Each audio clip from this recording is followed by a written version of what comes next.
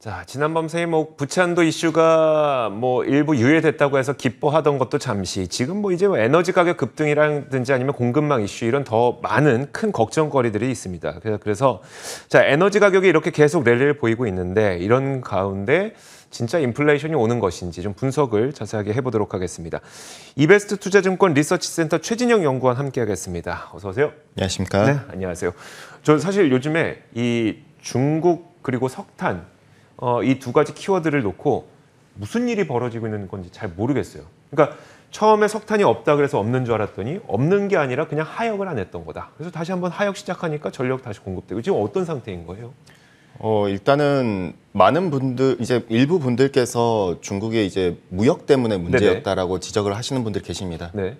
그러니까 호주와의 정치적 갈등 때문에 호주산 수입을 갖다가 안 했기 때문에 네. 이게 문제가 됐었던 것이다라고 많이들 얘기하시는데, 근데 사실 결국 석탄 관련해가지고 발전용 석탄은 즉 연료탄입니다. 네. 근데 중국의 연료탄의 공급의 수입산 비중은 불과 3.6%밖에 안 되거든요. 네.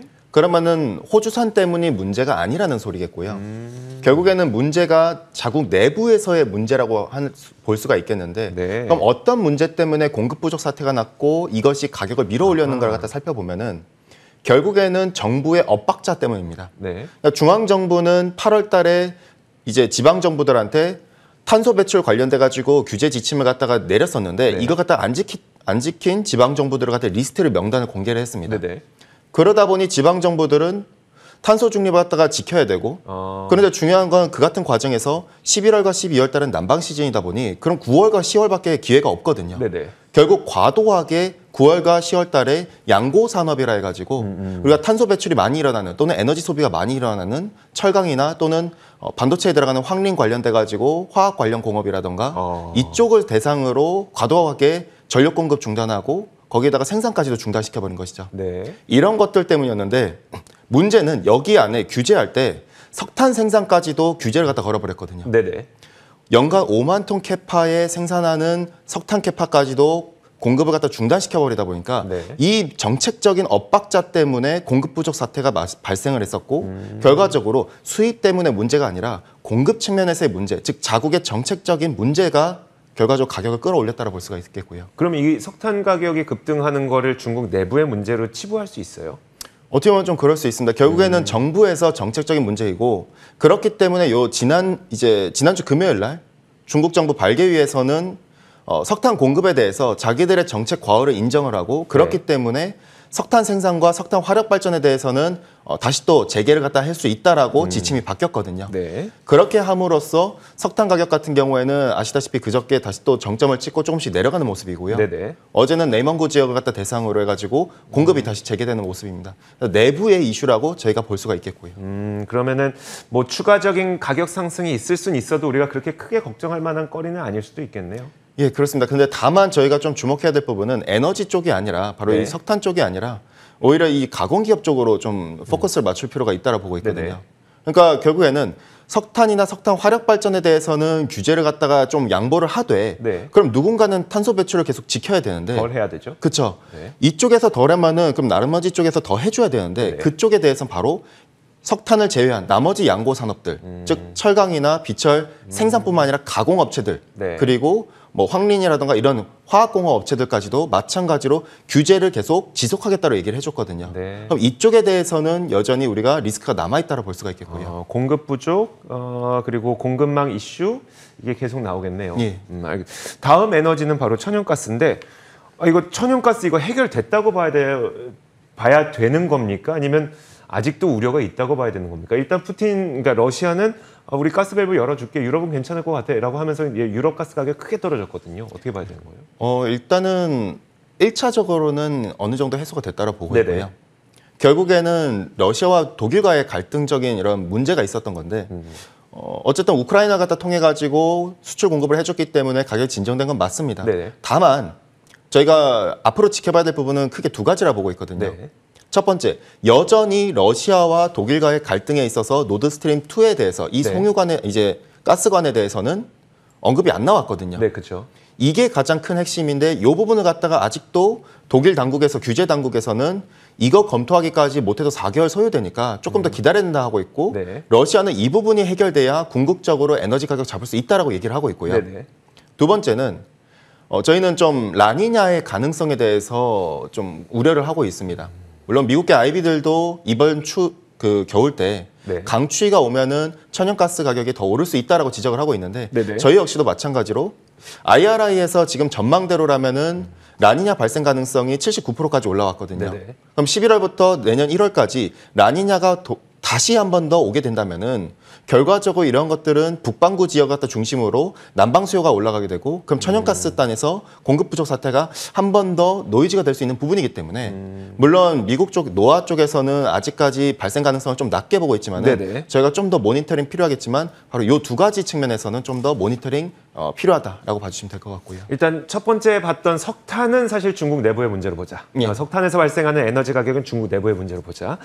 다만 천연가스의 경우에는 사실 노드스트림 1과 2가 모두 다 오픈이 돼야만 이제 유럽의 그 재고가 지금 굉장히 적더라고요. 실제로 굉장히 적고. 1은 오픈이 돼 있는 상태입니다. 네. 근데 이제 2 같은 경우에는 9월 11일 날 준공이 됐음에도 독일 당국에서 아직까지 인가를 안 해주고 있는 것이고요. 네. 예. 그래서 두 개가 다 열려야 지금 재고가 유럽에서 적은 게 좀 해결이 될 텐데 그래서 이거는 날씨에 따라 변수가 굉장히 크게 될 것 같다. 천연가스는 좀 그렇게 봐도 될까요? 그렇습니다. 알겠습니다. 그러면 이제 이어서 원유는 좀 어떨 것 같으세요? 원유 유가는 전망 어떻게 하고 계세요? 일단 유가 같은 경우에는 물론 내년 상반기까지를 놓고 봤을 때는 점진적 하향 안정화로 접근을 하고 있습니다. 네네. 큰 가이드라인 선상에서는요. 다만 결국에는 지금 문제는 결국 이 연료단이거든요. 네네. 천연가스가 계속 밀어 올렸었던 것이니까요.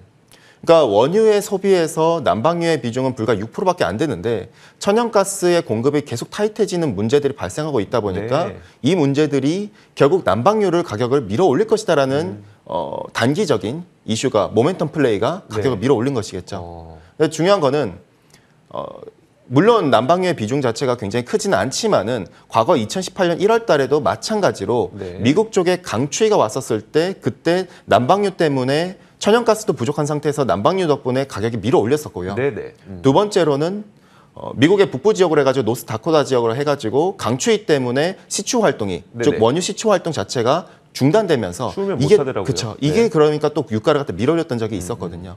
그렇기 때문에 우리가 2018년 1월 달과 가능성에 있어서 즉 중장기적으로는 가격이 하향 안정화하되 다만 단기적으로는 이 같은 이슈에 있어서 여전히 좀 조심스럽게 접근하는 부분이다라고 볼 수 있겠고요. 제가 사실 이런 그 질문을 드리는 이유는 뭐 정유주라든지 그러니까 그 유가가 올라갈 때 같이 좋아지는 그런 업종들 그리고 그런 기업들 있잖아요. 예.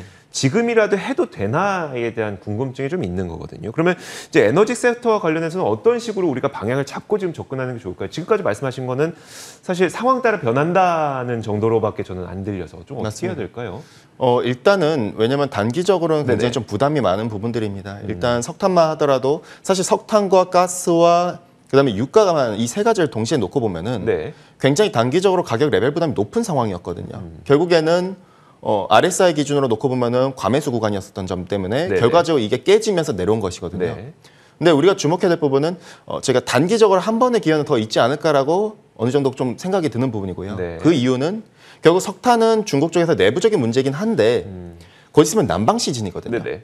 11월부터 난방 시즌입니다. 더군다나 만약에 IRI의 전망이 맞다면은 네. 라니냐가 제도를 한다면은 결과적으로 이때 구간대 북반구 지역은 더 추워질 테고 그렇죠. 그럼 재고가 좀 낮은 상태에서 석탄도 마찬가지일 거니와 천연가스도 마찬가지일 거니와 정치적인 유럽과 러시아의 갈등이 여전히 해결 기미가 많이 안 보인다면은 네네. 한 번 더 조금은 기회의 가능성이 있지 않겠나. 지금은 조금 더 조정은 필요하지만은 한 번 더 저희가 이 같은 추세를 갖다 모니터링하면서 좀 확인이 필요하지 않겠는가 볼 수 있겠고요. 자, 그러면 이제 우리가 이번 겨울을 나기에 앞서서, 그러니까 이번 겨울에 투자에 나기에 앞서서 일단 좀 지켜봐야 알겠지만 그래도 상승 가능성이 좀 있어 보이는 상태로 보아도 되겠네요.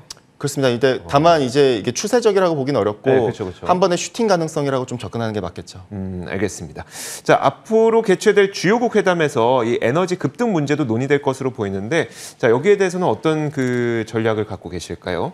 사실 이게 모든 지금 에너지들이 서로 다 뒤엉켜 있어요. 네네. 그러니까 한 가지 맹점에서 이렇게 모든 것들이 맞물려 이제 딱 공통적인 점들이 있는 게 아니거든요. 네. 석탄 같은 경우는 중국 내부적인 문제가 또 깔려 있는 것이고 가스 같은 경우에는 정치적인 이슈라든가 이런 것들이 깔려 있는 것이고 네.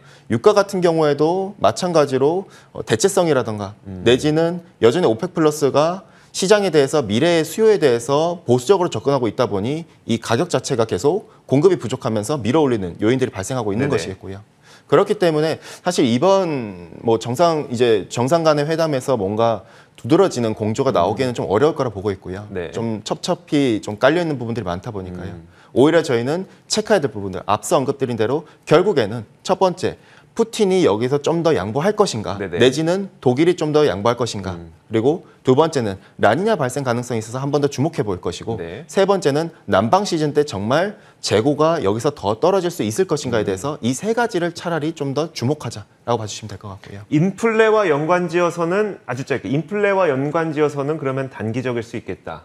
예, 일단은 올해까지는 물가 압력이 여전히 높을 수는 있겠지만은 네. 결국에는 물가는 전년 동기 대비 기저효과이기 때문에 네. 내년으로 갔을 때는 글쎄요, 저희는 오히려 좀 역기저에 노출되지 않겠는가라고 좀 접근을 하고 있고. 알겠습니다. 자, 이렇게 저희가 에너지 시장, 워낙 이제 인플레이션에 대한 우려도 있고요, 공급망 이슈도 있다 보니까 에너지 시장에 대해서 자세하게 분석해봤습니다. 이베스트 투자증권 리서치센터 최진영 연구원과 함께 이야기 나눠봤습니다. 고맙습니다. 감사합니다. 자, 저희 프로그램 출발 성공 투자도 오늘 여기서 마치도록 하겠습니다. 이제 다음 주 월요일에 또 쉬는 날이니까요. 여러분들 다음 주 화요일 저희는 같은 시간에 찾아오도록 하겠습니다. 오늘도 함께해 주신 여러분 고맙습니다.